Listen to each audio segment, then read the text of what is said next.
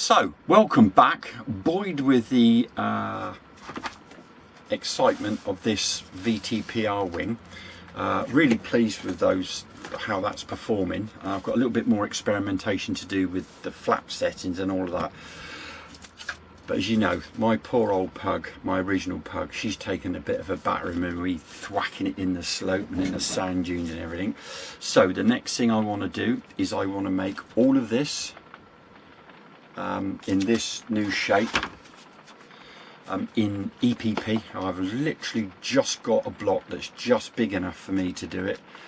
I think we need to thicken up the boom, and obviously you can see where I've added the extra tail surfaces.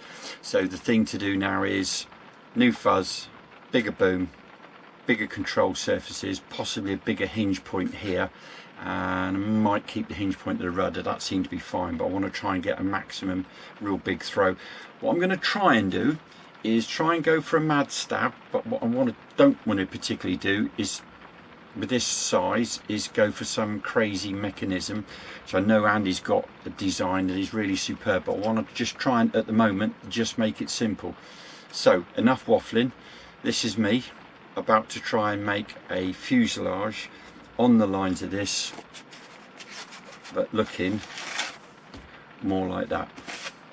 And as always, just going to make it up as I go along. I've sketched out my design, making sure that I've got the template in place for the wing. I've extended this a little bit more. This is going to be quite thick at the back, purely because obviously I want some room here to take the boom, and then obviously that's sitting in there like so. I still haven't I'm umming and ahhing about band design, but I definitely think I like the idea of bands myself, particularly when you're dicking around on the dunes. Anyway, I'm going to cut this out. This is my sacred block of EPP that I've got, and I'm going to get one go at this. Yeah, right, I'll get back to you. Oh, hello, what's that there then? I'll get back to you when I've got my bow set up. Right, ideally I would like a sort of ply template for this. I ain't got any ply. It's lashing down the rain outside, and I'm quite cosy in here. So what I've done is I just got a gash bit of this card I'm using. It's just a thin card, pinned it in place to see how it would work as a guide. It hasn't burnt the card, and it didn't get stuck on the way round, so that's what I'm going to do. I'm just going to pin this down with the rib template in place as well, put as many pins round it within reason, make sure it doesn't catch on the bow. And I actually think, if I'm very careful,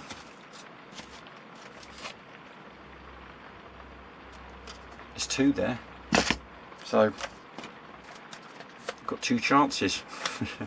Right, let's crack on with this.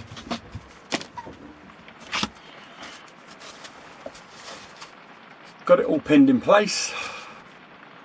Fingers crossed we smash this out first go. One little tip. This is a great little thing I got off eBay. I think it's about 29 quid. But just make sure with the set square that everything in a couple of planes is nice and square.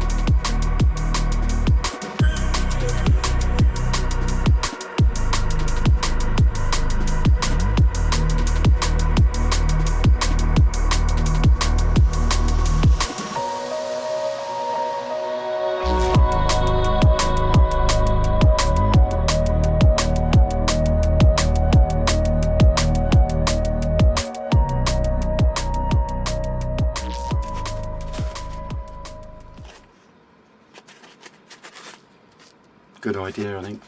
Just worry about the structure, but I think if I make a box inside that, we'll just cut round that inside that. Don't forget I've got a battery, 2 servos and a receiver to go in. Yeah, I'm pleased with that. A couple of little magnets or something will hold that in place. Lovely. So, it's a Saturday afternoon. I've had a look through my stock of carbon, and I don't have, for the boom, I mean, that's a bit whippy. The only thing I've got is this 10mm carbon. Don't know whether that is a little bit OTT, but let me show you a little technique. So all I've done is I've just tapered that with my sanding block I got from Young Stanley, and I've tapered it to a very fine edge. Then I literally got it squared up on the bench, and then just slowly spun it round and round, checking as I go in. Let me show you. And then I've marked with this elastic band where I want it to go. Right. I'm just checking that's all. And then just checking that it's going in square. You can, if it starts to drift slightly, let's just have a little look, and if you hold it up to the light, sometimes you can actually see where it's going and where its position is, but I'm quite happy with that at the moment.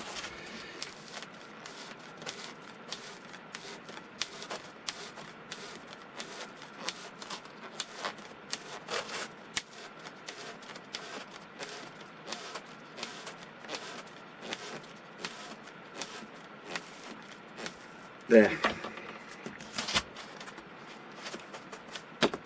she's in. I mean, I don't have to take the internals of that out. All I need to do is just slowly retract this now, and then I can then glue this in place. I mean, that is,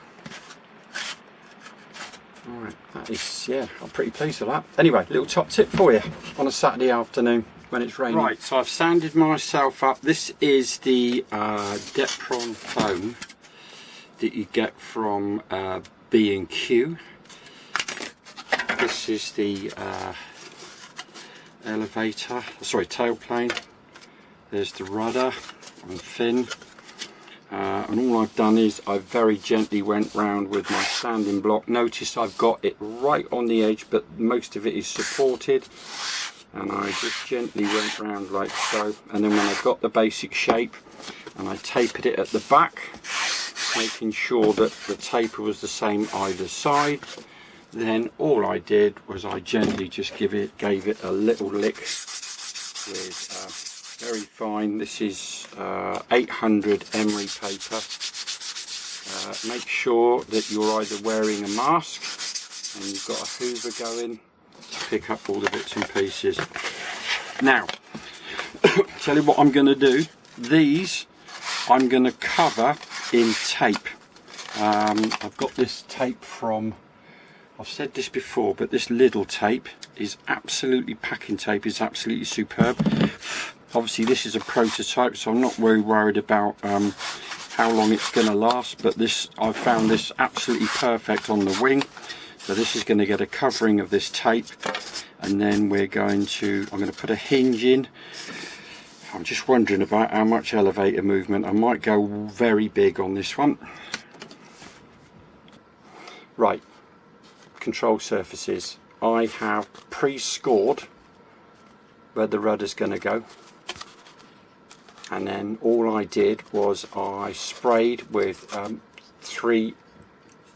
this 3M Super 77, a very light spray outside, and I've left it a good 5-6 minutes to dry off, and then I've just covered one side with this little Parkside packing tape.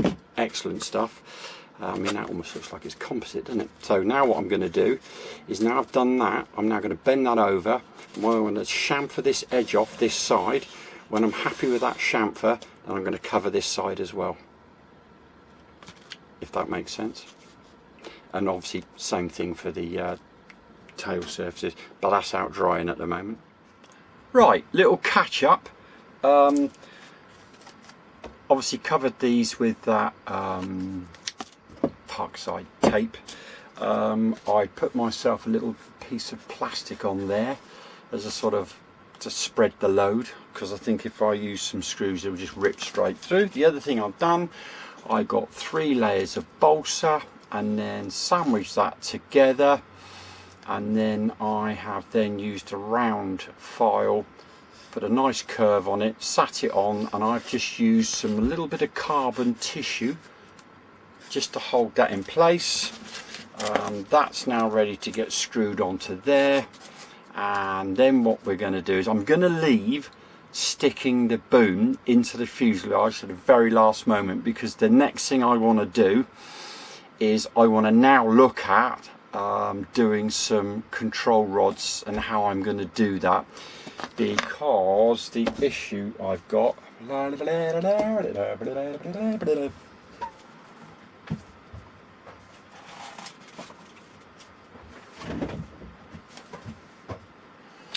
so what we've got to think of is that that's pushed in there. This is where all my gear's going, and I've got to get some control rods. I mean, I could, if I wanted to, just chuck 2 servos in the side here and go, oh, it's development. I'd rather have a go at trying to stick the servos in here if I can, because what we can do is we can hollow that out, hollow this out, and I've got plenty of space.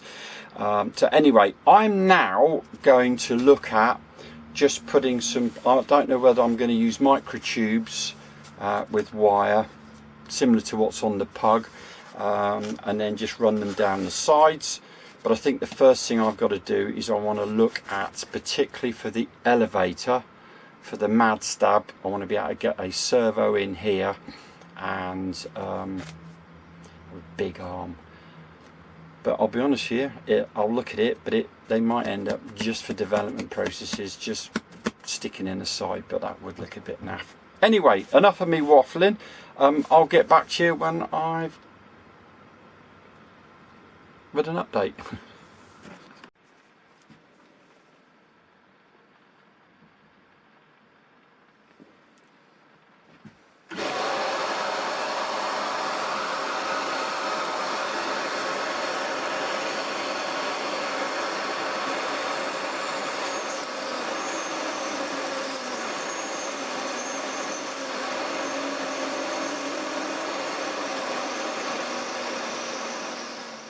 Right, quick update. Ooh, I'm looking orange.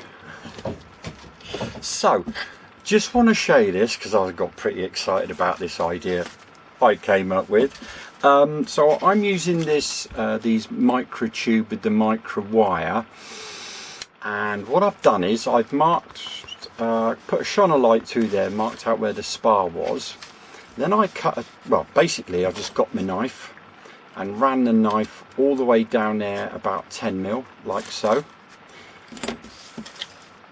Then there's the scary bit. I got this carbon tube, I fed the wire in, I tapered the end of the carbon, pushed that through first so it had made a guide. So I've now got that through like that, there it is there, look. And then what I've done is, I've just now pushed the I pushed the plastic tube and the wire into place. Then all I'm going to do is I'm going to hold the carbon, pull the carbon out, and then I am just with my fingers very gently, sorry, let me just show you, very gently just pushing this down without trying to crease it, like so. Like that, just being careful, so any resistance I'm going to stop, and I'm going to run this down like so.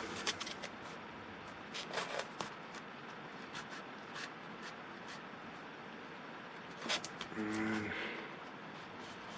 there you go, like that, and then fingers crossed when I run this up and down, there's no resistance, it's running smoothly. I don't know if you can see that or not, but I shall just adjust that to suit. So all we got to do now is stick some servos in, and yeah, we're getting there slowly. I always say to all these guys that make their own kits, hats off to them, because you know, it's the thinking forward that you have to keep thinking about. How are you going to get this in there? Where's that going to go? Now I'm just looking around now, just trying to find out what I've done with the hatch. Anyway, when I've found the hatch, I'll get back to you. Okay, I'm back. There's a slight break in the video, and I'll tell you why. About 2.5 weeks ago, I got the lergy, and quite frankly, I've been nowhere near my cabin for the last fortnight. Just a quick update. Obviously popped the control rods in, which you saw me doing. I've just literally stuck 2 5-gram servos from Angel Wing Designs. The control surfaces I'm going to show you at the when I get to doing the flying. All up flying weight is 190 grams. That's battery. I am using one of those little lovely AAA half cell 400 milliamp hour batteries. Seems to last quite a long time on these. Let's get to the slope and see how he gets on. But I'm really pleased that it's come out, but I'm just sorry that I've just, yeah, not being funny, really knocked me back. I've had obviously had to catch up with my work clinic, and anyway, I'm back, I'm running. I've got a couple of other projects in the bag, it's videoed, so Nick Chitty is back.